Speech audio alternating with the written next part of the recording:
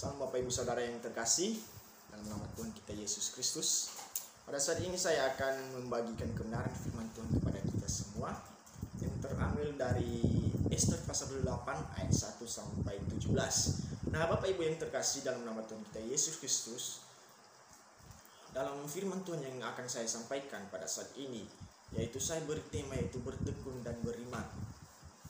Nah, dalam teks Ester ayat pasal 8 ayat 1 sampai 17, saya mengambil satu poin yaitu tetaplah setia. Nah, mengapa saya mengambil poin itu Bapak Ibu, yaitu berkaitan di mana Ester pada saat dia lagi sedang menghadapi masalah atau pergumulan yang sangat besar, dia tetap setia kepada Tuhan. Dia menyerahkan setiap pergumulan dan masalah-masalah hidup yang sedang dihadapinya ke dalam tangan Tuhan. Nah, mari Bapak Ibu, mari kita belajar bersama-sama tentang cerita Ester ini atau kisah kehidupan Ester ini di saat dia menjadi ratu. Nah, saat Ester sedang mengalami masalah, Bapak Ibu, sedang menghadapi masalah yang begitu berat, Ester tidak pernah lupa akan Tuhan. Dia datang kepada Tuhan dan membawa setiap pergumulan-pergumulan yang hidupnya yang sedang terjadi. Dia berserah penuh, yang dimana Tuhan akan menyertai setiap kehidupannya, karena dia berserah penuh, karena dia percaya bahwa Tuhan membuka jalan keluar dalam setiap masalah-masalah yang sedang dihadapinya.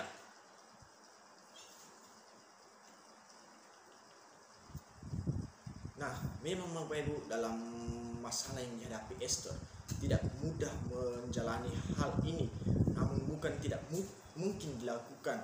Itulah yang dilakukan oleh Ester sebagai tugas yang ditanggungnya Bapak Ibu untuk menyelamatkan Mordekhai pamannya dan bangsa Israel dari kebinasaan.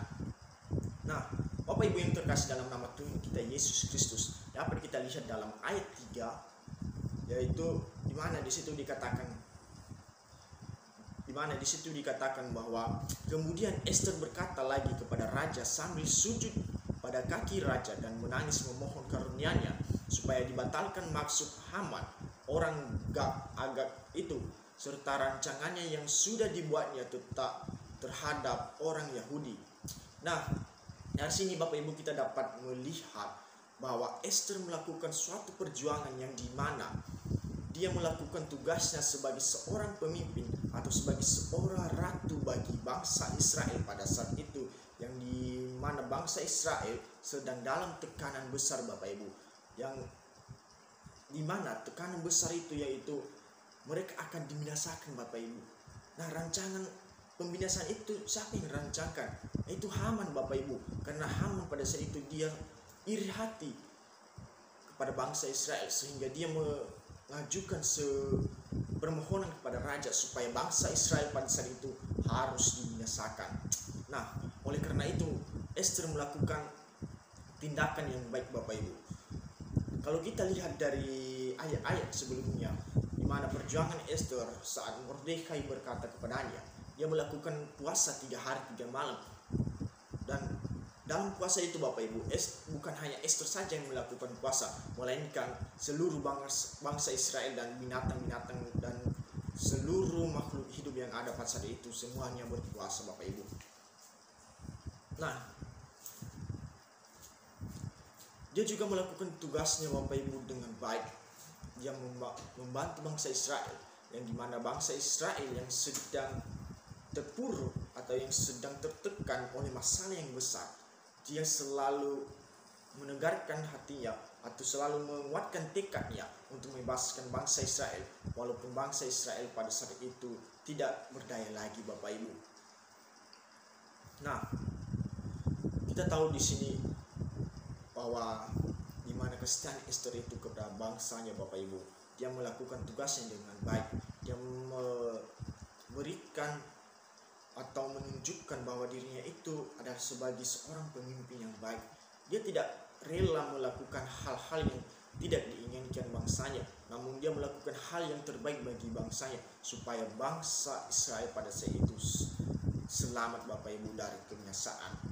Nah, Bapak Ibu yang terkasih dalam nama Tuhan kita Yesus Kristus, di sini juga kita tahu bahwa penyertaan Tuhan terhadap orang yang tulus seperti Esther, dan dia bersungguh-sungguh untuk berseru kepada Tuhan, itu semua Bapak Ibu, hal-hal yang dilakukan Esther itu tidak pernah sia-sia. Nah, mengapa saya katakan tidak pernah sia-sia? Dari firman Tuhan yang dikatakan bahwa Esther, ya, apa yang dilakukan Esther kepada bangsa Israel untuk menyelamatkan bangsa Israel itu terkabul Bapak Ibu yang terkasih.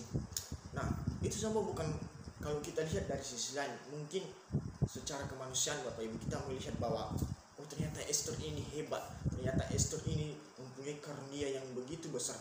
Nah, satu hal yang perlu kita ketahui bahwa karunia yang dimiliki Esther itu adalah bukan karunia atas dirinya sendiri, melainkan karunia yang dari Tuhan. Nah, kita tahu bahwa Tuhan itu setia kepada kita, yang dimana asalkan kita setia dan selalu datang kepadanya, membawa setiap beban hidup kita ke dalam tangan Tuhan, Tuhan akan selalu menyertai kita Bapak Ibu. Apapun masalah kita, Tuhan pasti akan membukakan jalan keluar. Tidak seperti manusia Bapak Ibu, di saat kita meminta pertolongan, di saat kita meminta bantuan kepada manusia, Tuhan mengecewakan kita, manusia mengecewakan kita. Nah, di sini kita dapat tahu kesetiaan Tuhan tidak ada duanya Bapak Ibu, tidak sama seperti kesetiaan manusia. Nah, Bapak Ibu yang terkasih, apa yang dilakukan Esther bukan hal yang mudah Bapak Ibu, di mana di saat dia memimpin Bapak Ibu, dia masih berumur, masih muda Bapak Ibu. Dia tidak, kalau di masa-masa sekarang dia tidak terlalu tua dan tidak begitu paham akan peraturan-peraturan yang ada. Namun dengan tegar hati Bapak Ibu, segala gemetar yang dirasakan, segala tekanan yang dirasakannya, dia memberanikan diri untuk berbicara kepada raja pada saat itu. Dia melakukan hal itu Bapak Ibu untuk menolong bangsa Israel. Ya, namun dalam tindakan yang diambil itu adalah hal yang sangat begitu besar, hal yang sangat begitu sungguh luar biasa, karena dia melakukan hal-hal yang mengagumkan, yang dimana dia memberanikan diri untuk berbicara secara langsung kepada raja untuk membebaskan bangsa Israel dari ancaman kebinasaan yang dilakukan oleh Haman pada saat itu. Nah, Bapak Ibu yang terkasih dalam nama Tuhan kita Yesus Kristus, dari setiap kisah hidup Esther ini kita dapat belajar. Mungkin kita sebagai orang Kristen, mungkin kita sebagai orang percaya, kita harus juga menguatkan hati kita, meskipun kita bukan seorang pemimpin, tapi dalam diri kita masing-masing Bapak Ibu, kita dalam kehidupan kita masing-masing, kita memiliki jiwa-jiwa kepemimpinan Bapak Ibu. Untuk itu, bukan hanya dalam sebuah peraturan saja Bapak Ibu, bukan hanya dalam sebuah organisasi ada pemimpin, namun dalam keluarga juga penting pemimpin Bapak Ibu, yang dimana seorang kepala keluarga harus memimpin keluarganya dengan baik dan menunjukkan jalan yang terbaik buat setiap keluarganya Bapak Ibu. Nah, Bapak Ibu yang terkasih dalam nama Tuhan kita Yesus Kristus, dalam setiap masalah dan setiap pergumulan yang sedang kita hadapi, kita harus berteguh dan berserah kepada Tuhan, bahwa Tuhanlah Allah yang setia, Allah yang membukakan setiap jalan kepada kita, yang dimana setiap masalah-masalah yang sedang kita hadapi akan kita lalui bersama Tuhan. Nah, Bapak Ibu yang terkasih dalam nama Tuhan kita Yesus Kristus, apa yang kita pelajari pada saat ini dari kisah kehidupan Esther ini, dia yang dimana dia sebagai ratu Bapak Ibu? Ada 3 hal yang perlu kita pelajari dalam kisah hidup Esther ini Bapak Ibu. Yang pertama, yaitu orang yang sungguh-sungguh dan berserah kepada Tuhan akan mengalami penyertaan Tuhan yang begitu luar biasa. Nah, seperti dalam kisah Esther Bapak Ibu, dia mengalami sungguh luar biasa penyertaan Tuhan. Dan kedua, apapun masalah yang sedang Bapak Ibu hadapi, serahkanlah ke dalam tangan Tuhan, karena Tuhan tahu apa yang sedang kita alami, dan Tuhan tahu masalah-masalah yang sedang kita alami. Nah, yang ketiga, jangan pernah menyerah. Mengapa saya katakan jangan pernah menyerah seperti yang yang dilakukan Esther Bapak Ibu, dia tidak pernah menyerah. Dia selalu melakukan apa yang dia bisa, namun dengan semua yang dilakukannya itu dia menyerahkan ke dalam tangan Tuhan.